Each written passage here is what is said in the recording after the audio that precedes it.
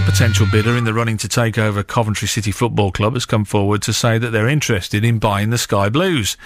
A consortium of Far East investors from major infrastructure companies based in Singapore, Malaysia and China are looking to invest in the club at the Ricoh Arena, and they're also interested in acquiring the whole club, the stadium and the football team.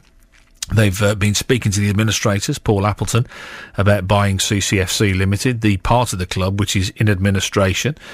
It would be a separate bid to that proposed by the suspended life president of the Sky Blues, Joe Elliott, and the American business tycoon, Preston Haskell the fourth, that we've reported on.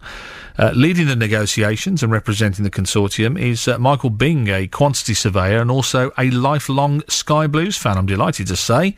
He's finished his conference call, he's a busy man, and he's with us on the show. Michael, morning. Good morning, Shane. My apologies to keeping you waiting, but unfortunately I've been on a conference call since 7:20. I was going to say, it's not as if you've been staring into space, so I think you're forgiven. Tell me a little bit about the bid then. I mentioned there. Have we got all the facts right then? Can I just take you through it? Because we don't normally do business this way, but it seems appropriate to explain to people and the fans what we're trying to do. Sure. Firstly, my background is I was trained in Coventry. I was trained in Halifax Chambers, High Street, Coventry. I moved on to do other things in the city, and then I got involved in major infrastructure around the world. There is a very considerable interest in investing in engineering infrastructure, transport infrastructure in the UK.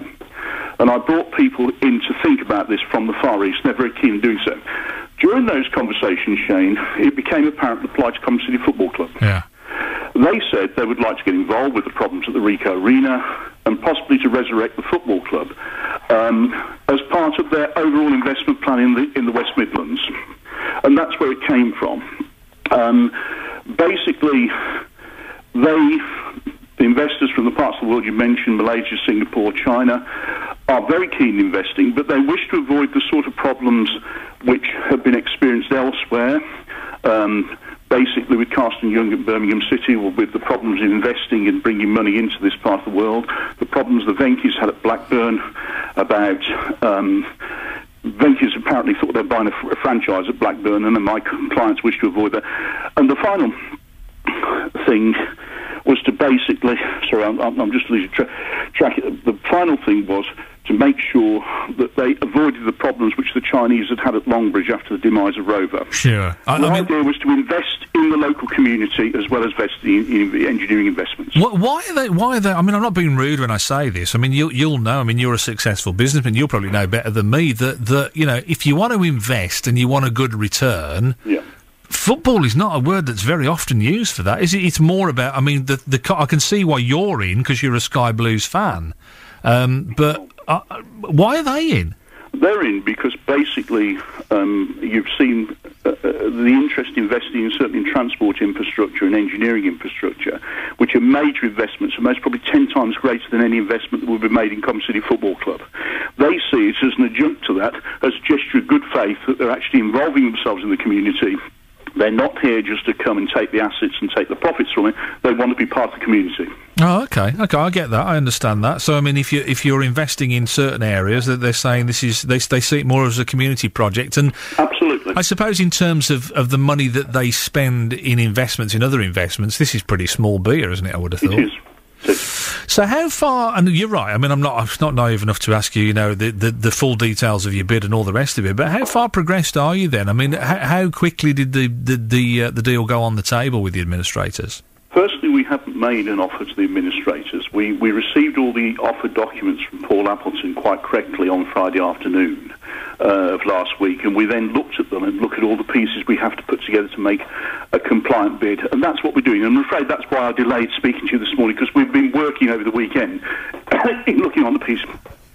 We know what we have to do, we know when we have to do it by, we know who we have to speak to, and that's what we're doing. So, to answer your question, we're well advanced.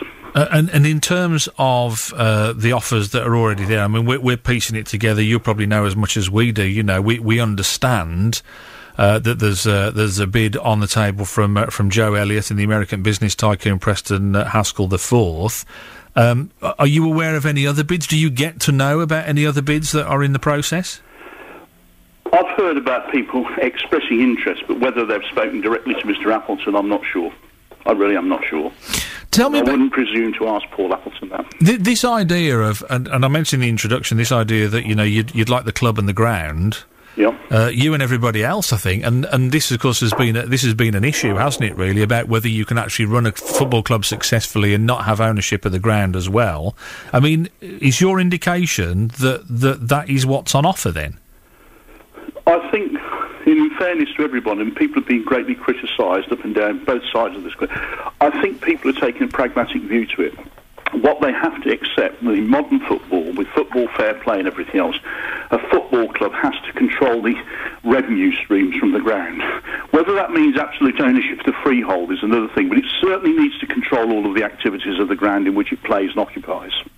Because otherwise you can't fund a successful team. And do you know what you're bidding for? I mean, you're trying to put a bid together that's compliant and you know, works with what the administrators want. We know, Shane, what we have to do to create a bid which is acceptable to us, and which means that the football club becomes viable and sustainable. Because there was this argument, I don't know if you caught up with this, Michael, but there was this argument about, we're not really, the administrator didn't know what the assets of Coventry City Football Club Limited were, and whether they were of any value, and whether buying those would be putting you in the driving seat in terms of you know, owning the club. You're not worried about any of that? No, we're quite prepared to talk to anyone. The investors, the other investors, I mean, are we talking money from where? From China? From Singapore? Malaysia, Singapore, China.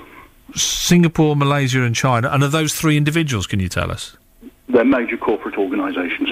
That operate in all of those three territories? Major corporate organisations. So, I mean, you're talking, I mean, financially, quite a backing, aren't you? I mean... Yes, it's a substantial backing. They're extremely private individuals as well, which part of the dilemma we've faced over the weekend is when people started to ask me to talk about this, whether we should do so or not, because they simply do not do business that way. But given the debate and the importance of it to the local community, I got the go-ahead about 2 hours ago to talk to you. And do they get the whole football thing? Because, I mean, like Absolutely. you say, I mean, I know fans will be worried and think, oh, no, here we go again. They don't do business that way. They'll be faceless individuals. We won't know who owns... No, please, let's reassure that will not be the case. Firstly, you have to have a public face in the community. You have to put a face on it. It can't be an anonymous thing. You have to build in the community. The next thing about football... Premier League football, which is the ultimate aim of this, is the biggest thing in the world in the football scene. Big markets in the Far East. The commercial opportunities are from the advertising around the games. I mean, if you look at some of the boards, say at the Etihad Stadium at Manchester City, you'll see things advertised there which you can't buy in this country. Right. But it's advertised on television. They're big things in the Middle East and elsewhere. But no, there would be a board created which would be a public face and with people who the local fans could see and could identify with. And in terms of the ground itself, if that's not available, if that still stays with the Higgs Trust and the council, is that a deal breaker? It depends what you mean by it stays with the Higgs Trust and the council. I go back to what I said a few minutes ago. The importance is to control all the matchday revenues. Right. Whether that's expressed in a long leasehold interest, a different lease, or a freehold interest... is really immaterial. What you must have is control of your matchday revenues.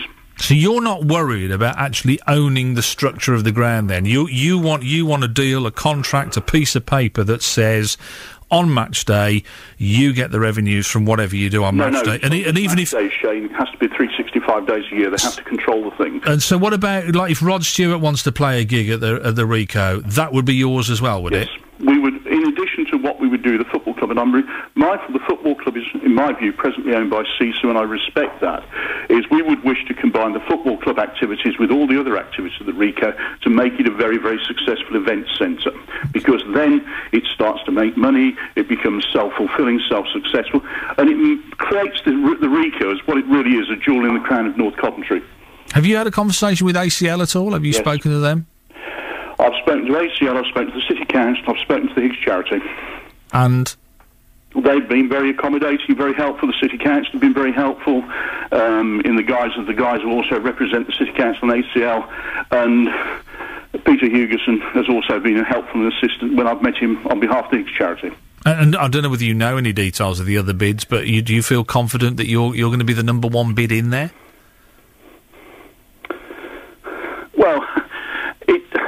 It's difficult to say, Shane. I mean, I know Joe and Gary very well personally. They've worked very, very hard with Preston Haskell IV. Who knows?